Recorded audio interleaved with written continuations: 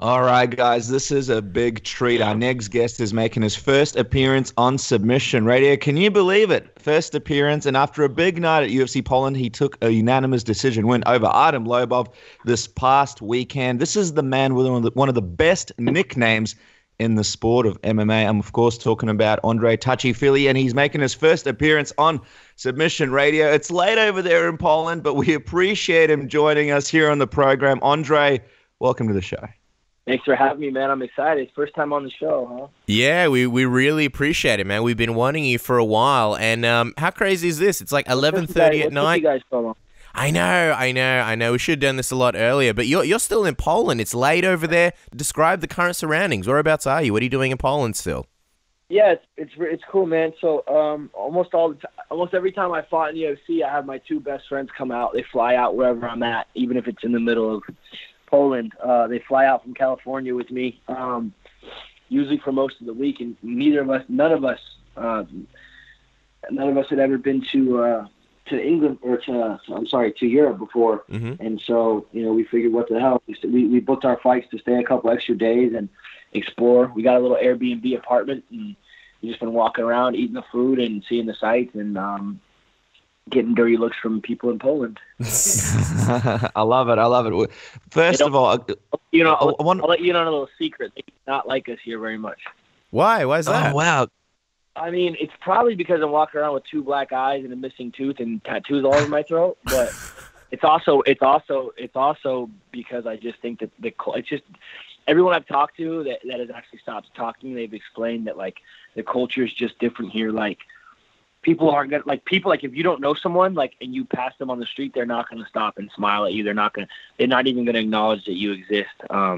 It's just a cultural thing. Like if in California, where I'm from, Northern California, if you're walking down the street in Sacramento and you fucking bump into someone, your first instinct had better be to turn around and be like, oh, my bad. And both people go, oh, turn around, oh, my bad. And then you go about with your day, right? But here, if someone bumps into you or they're standing in line and they step on the back of your shoe, or if someone's standing in line behind you and they get too close and they bump you, that they're not going to stop and go, oh, my bad. They're not even going to move back. That's just where they stand. That's just where they're standing now. They're just standing that close to you. Or if someone passes you on the street and your shoulders bump, when you turn around to say, oh, my bad, they're already going to be, they haven't even looked back. They're just going to continue walking at the same stride. They're not even going to think twice about it. It's very different. It's a very different culture, and I've gotten some pretty interesting looks. The people aren't mean or anything when you actually talk to them, but they're not especially excited to start a conversation with you or even acknowledge that you exist. Yeah. Wow, that's crazy. And I'll tell you what, the other interesting thing about it is obviously you're there, you're this, obviously very, very skilled fighter, and you're going out of your way to be nice to everybody because obviously, it's a different culture there. But give us something positive about Poland, because we know it's also a pretty beautiful place. We speak to Joanna Jędrzejczyk quite regularly. She puts it over as a really, really good place to be. Casper's from Poland, the other co-host right now. What's a favorite thing that you found with you and your mates from Poland? What was something that you guys enjoyed so far? It's beautiful. The scenery is beautiful. The city's beautiful. All the people who have stopped to talk to us have been super friendly, and the food is pretty fucking good, man. The food's really, really good. I haven't stopped eating pizza since I got out of the cage. Pretty much, I've just been eating pizza at all times. I've eaten other stuff, but I don't think I've gone more than 4 or 5 hours without eating pizza. We actually had a really cool day. So one of my favorite tattoo artists, his name is Zixon, and on Instagram, and he's been one of my favorite tattoo artists for years, and I always wanted him to come to California, but I double checked because I knew he was in Europe, and he just happened to be tattooing. I saw that his shop was in Poland, but I didn't know where, and I messaged him and I asked him oh, are you pretty close to this area? And he sent me a picture, and he could see the arena from the apartment. From his apartment. So it was really cool. I got to meet up with him. He's one of my favorite tattoo artists. I got to get a tattoo from him. He kind of played tour guide for us and took us to a lot of cool spots. Today I saw this gigantic castle that was really badass. The World War II Museum.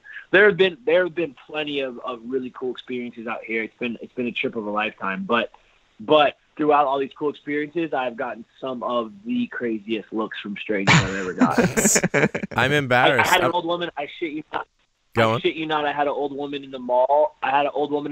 Look at me. I turned to my right, and she was already looking at me. We made eye contact, and her jaw opened up and her eyes got wide, like someone out of a horror movie. And she was so shocked or scared or whatever she was feeling. She was so shocked that she, instead of just turning around and walking away, she actively kept her eyes on me, and she backpedaled a couple of steps to make sure she was a safe distance. And then she turned around and she began walking as quickly as her body would take her away from wherever I was. Like it's been some very interesting interactions. That's crazy. I'm embarrassed for my people over there in Poland. I thought you were going a different direction with that story. I thought you were saying like you locked eyes and then the tail of the tape came down and it was on. No. We locked eyes and I found my true love. Yeah. Congratulations, Andre. Yeah. No, Poland's been fucking awesome, and the people, the tattoo artist I got tattooed out here. A couple different people. We had a friend of a friend who we met up with today, and he took us down. I mean, there have been numerous people who have been really, really cool and friendly and helpful, and they've helped us out. And the country is beautiful. It's like a really cool mix of it's like a lot of green trees and vegetation mixed with really old buildings and culture. But it's also like in Gdansk, it's like a lot of really pretty trees, but then it's like a lot of old buildings with graffiti, and then a lot of brand new buildings. There's cranes everywhere because the city's seems to be growing pretty fast. It's like this very cool mix of scenery. I really liked it out here. That's awesome. Sounds like a blast. Obviously, a lot of great things happened from this past weekend. Like we mentioned at the start of the interview, you winning over Artem Lobov was a great fight. Now that it's sort of been a couple of days since the fights happened, did you expect for it to go down the way it did? And did the results sort of compare to what you expected from Artem? Yeah, I would have liked to get to finish off that head kick in the first, but I knew he was tough, and I just kind of took the fight as it came. I pretty much what I expected from him. I know he was tough. I knew he was going to try to throw big looping shots, and I knew I could stay at range and sort of touch him up and take him down if I needed to, which I felt great for the first two rounds. But towards that third round, I really felt that I've been dealing with the time change. And I had a little over 20 hours of flight time because I had a couple big layovers and a couple things that happened in my travel. And then once I got to Poland, I was out here for a few days without getting really any sleep, maybe three or 4 hours of sleep a night. Wow. There was just a lot. I did a lot of things that made me really, I think, affected me during the fight. And so that third round was not exactly how I wanted the round to go, but even tired and not feeling great, I still ended up with 5 out of the 6 takedowns I shot. Being successful, I feel like I got to display a little bit of my wrestling, and I'm really happy with the fight. I'm really happy with the win, I should say. There's things I want to improve about the fight, but that's the beauty of getting that win is now it sets you up to get another fight and look even better. And of course, before the fight even started, you showed us your own version of the Billionaire Strut. I got to find out, Andre, was that a last-minute thing, or did you have to study some tape on Vince McMahon before the fight to get it on point? Oh, that wasn't planned at all. I didn't plan on doing that at all until I looked over while Artem was walking out, and I saw Conor McGregor trying to stare a hole through me, sweating out his $5,000 suit in the armpits, and I saw him trying to stare a hole through me, and I love that shit. I love confrontation. I love that showmanship. I love all of it. So I saw Conor trying to stare a hole through me. I stared a hole right back into him and showed him my Billionaire Strut, and then which I think mine's a little better than his personally, but I mean he definitely gets credit for reviving it, but I think mine was a little more. I think mine might have been a little more nuanced, a little more avant-garde, if you will. Oh my god, I love it. It was very smooth. It was a good rendition. And obviously, there was that moment where Mark Goddard, he actually had to send Conor McGregor away from ringside. He said that it was unfair, as it was like Artem having essentially an additional cornerman yelling instructions to him. What were your thoughts on that? And I don't know, did at any point you feel like it was unfair? No, not at all. To be honest, like I said, there was that minute and a half where Artem was walking out where I sort of was having a little standoff with Conor. He was looking at me, I was looking at him, and we were just kind of having a an exchange, you know, and got me really excited. That confrontation got really excited, really sort of added a few stakes to the fight, and it just I love shit like that. So for Artem's walkout, you know, me and Conor were having a little stare down, having a little pissing contest, which was fun. But during the actual fight with Artem, I didn't notice Conor at all. I didn't when Mark Goddard had stopped the fight for a second when I was on top of Artem. Mm-hmm. I didn't even realize what it was for. I had no idea. I thought he was standing us up at first. Oh wow. I didn't even hear Conor. I just heard my corner. You know, I've been doing this since I was 19 years old, so I've learned to sort of zone in on my coach's voice, and that's all I hear. You know, I don't pay attention to shit. Doesn't distract me when I'm in the middle of a fight. Mm-hmm. And there was this video that went viral after the fight that captured Conor McGregor talking to Artem, and it sounded like he sort of referred to you, but in a bit of a derogatory way after the fight. Have you seen the video that sort of went viral where he around a fag? Yeah, I've seen it for sure. Yeah. Yeah, I've definitely seen it. Yeah, I'm not really one to like. Yeah, I don't really use the word like that. Like I don't like. Yeah, it's not really something I do too much. But I'm not some social justice warrior. I'm not a dude who's gonna like. I don't think you should. I don't believe in like trying to censor people or tell people what they can and can't say. Like that you could say whatever he wants. You know, I'm not judging him on that. But the biggest thing for me is that I didn't know that he had said all that because I was giving my post-fight interview. But moments after he said all that and my interview was done, I was in the back, and Conor approached me and told me that he had respect for me. I obviously had told him after the fight when I was still in the cage that I had respect for him, which I do. I respect the shit out of him. But he had come and told me and shook my hand and said, I got respect for you. I got respect for Cody. You know, blah, blah, blah. And so, you know, I thought that was cool. I respected that. But I didn't know, I hadn't known because I was still in the cage that moments before he was just walking around calling me a fag. So it's like, hey, you know, had I have known that, it might have changed things up a little bit. I don't know. I'm all for showmanship. I'm all for showmanship. I'm all for talking shit. I'm all for putting on a show and build and getting the fans excited. So, you know, me and Conor were talking shit before the fight, but after the fight, you know, for me, it's all respect. But, you know, after which I thought it was for him as well. But, you know, it's like, for me, like what you see is what you get. I say what I mean. So I'm not, after a fight, I'm not going to call someone something 1 minute and the next minute go shake their hand, tell them I respect them and their teammate, you know? So, yeah, I don't really give a shit, to be completely honest with you. It doesn't affect me. I'm not a hater. I don't fucking worry about what other people do too much, you know? And I get this sense that he wasn't really targeting you so much. I mean, you know, obviously, you know, we can talk all day about how what he said wasn't right, but it kind of seemed like more he was trying to comfort Artem than really take a sort of shot at you. No, he was just, yeah. Bro, honestly, I think he was just a drunk dude trying to make his friend feel better about losing the fight. Like, I've seen that shit plenty of times. That's why I'm not really too bothered. I mean, that shit doesn't really bother me either way. You know what I'm saying? Like, I don't really give a shit. Like, his friend got beat up and he was trying to make him feel better about it. So I didn't get beat up. I've been celebrating with my friends for the past 3 or 4 days. I'm not really worried about what other motherfuckers are doing, you know? Yeah, exactly. You're too busy with these with these stare downs with these old ladies in Poland, but you've obviously had a lot of success. I'm busy out here watching. Too busy out here watching my back, making sure some old lady doesn't hit me with a first. That's right. You've obviously had a lot of success in the UFC, Andre, and sort of, you know, in the past, you've had this funny pattern where, you know, you'd get a great win and then you might lose some momentum in your next one. But now that you're sort of kicking off your new run, who do you have your eyes on in the division? Have you really gotten a chance to think about it? Is there anyone you're eyeing? Yeah, I want to fight Doho Choi. That's who I'd like to fight. Which isn't you know, there's no disrespect. I think he's a great fighter.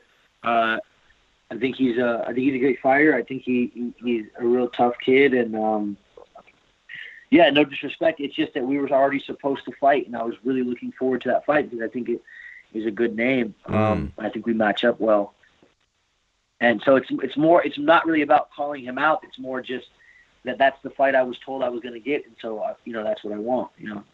And it's a very exciting fight. I mean, a very fan-friendly fight. People would love to see that. Have you been able to speak to anybody? I know you're over there in Poland at the moment, but have you been able to speak to anybody in the UFC or in management or even on social media? Maybe hit up Choi on Twitter or something and find out if he's down for the fight and how soon it could happen? I know he's down because he already accepted it before he was injured. I know he's down for the fight. He's that kid. He's like me. He's young. He's hungry. He's a fucking warrior. He's down for the fight for sure. He already accepted it before he was injured. So I just want to get that scheduled again and really start proving a point. I really believe I'm the best fighter, 145 pounds in the world. I think I really, really believe that. I really believe that I'm a world champion. I know I'm a world champion. I just really need to get these wins back together, get this consistency, So it's like, instead of talking about how I'm going to do this or talking about how I want to do that, I just want to rattle these wins off against guys with numbers next to their name. And all I give a shit about is beating guys with numbers next to their name so that people can see, like, all right, I came in the UFC at 13-1, and it's been hit and miss for the last couple of years, and I've had enough of that shit. So I'm going to start rattling these guys with numbers off. These guys that got numbers next to their name, I'm going to start rattling them off the list and clearing them out and get my rightful place. And just speaking of the division, because obviously you've got a new champion in Max Holloway. He's a former opponent of yours as well. He's the current featherweight champion. What do you think about the sort of top 10 in the landscape of the division when you look at it right now? I think 45 is and almost always has been and probably always will be one of the most stacked divisions, arguably the most stacked division in the fight game. I think there's a lot of really, really tough guys, and I think as far as Max goes, man, I consider Max a homie. Like he's a really solid dude. Like Max is a fucking good guy. Like I don't got anything bad to say about him. He's fucking solid, man. On a personal level, I consider him a homie. On a professional level, it's like, of course, like he's the champ. So everybody wants that belt. Otherwise, we wouldn't be here. We wouldn't be sacrificing and the way we sacrifice unless we wanted to be the baddest motherfucker in the world.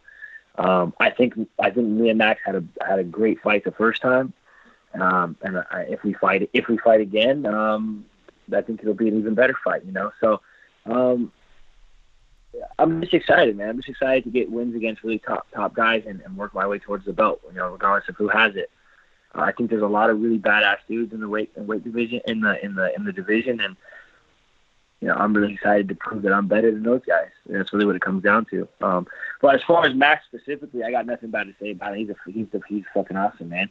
He's a good ass dude, and he's a fucking great fighter. So I'm happy for his success. Like me wanting the belt, it doesn't have to do with me not wanting him to be successful. I just need to get a piece of my own. I need to show the world, and I need to show my team, and I need to show most of all myself that I'm the fucking world champion, and that's the mindset that you have to have if you're going to be successful in the sport. I was literally going to say the same thing. I was going to say that's exactly the mindset that you have to have. So it's awesome to see that you've got Andre. Andre, we'll let you go in just a moment, but before we do, I just got to quickly touch on UFC 217. Obviously, a lot of things happening at Team Alpha Male. Obviously, a lot of talent, a lot of high-quality elite guys, such as yourself, coming out there. A lot of guys training all at the same time. And, of course, Cody Garbrandt makes his first title defense against TJ Dillashaw. Obviously, former Team Alpha Male guy. What's it been like, sort of, in the gym, the vibe, you helping prepare, Cody Garbrandt for a guy like TJ Dillashaw, who I would assume, well from training, you've sparred a bunch of times. What's it like, sort of, preparing Cody for a former teammate, and how do you see this fight going? Man, Cody's been killing it. Cody's one of the most intense guys I've ever seen in any workout room. The kid's a fucking champion, man, just through and through. He's a bad motherfucker. I think he's gonna do great in this fight, and it's been a really great experience to watch him get ready for this first title defense and sort of build this run, because he took the belt in such a